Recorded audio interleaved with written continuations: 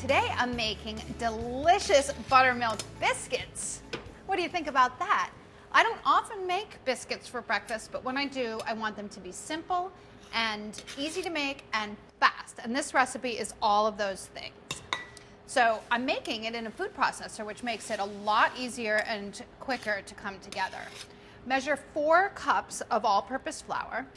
Add 2 tablespoons of sugar, 5 teaspoons of baking powder, 4, 5. It's a lot of leavener. Biscuits have a lot of leavener because they're kind of heavy with butter and you want to make sure that they puff up really nicely. So it's a little more leavener than I would normally use, say, in a cake as far as like per cup.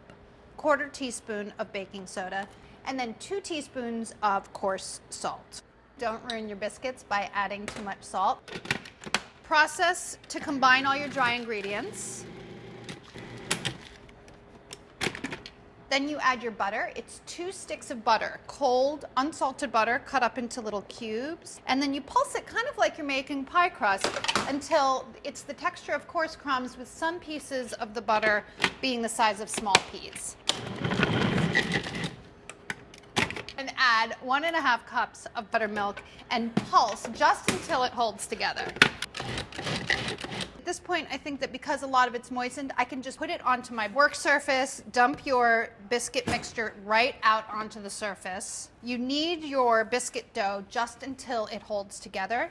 Right now it's not so evenly mixed and there's flour on the bottom. You want it fully combined.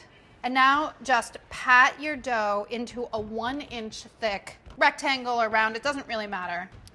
Use a 2-inch biscuit cutter to cut your biscuits out. Do it as close together as possible because you can pat the scraps together once and cut out more, but you don't really want to do it more than that.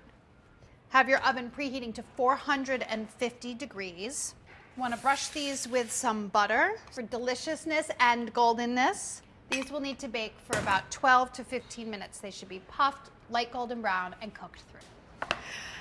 Oh, guys, look at that. Puffed, light golden, warm out of the oven. Couldn't be better. I also have this delicious strawberry butter that I made by mixing together some strawberry jam and butter. It makes a perfect thing even more perfect. So fantastic.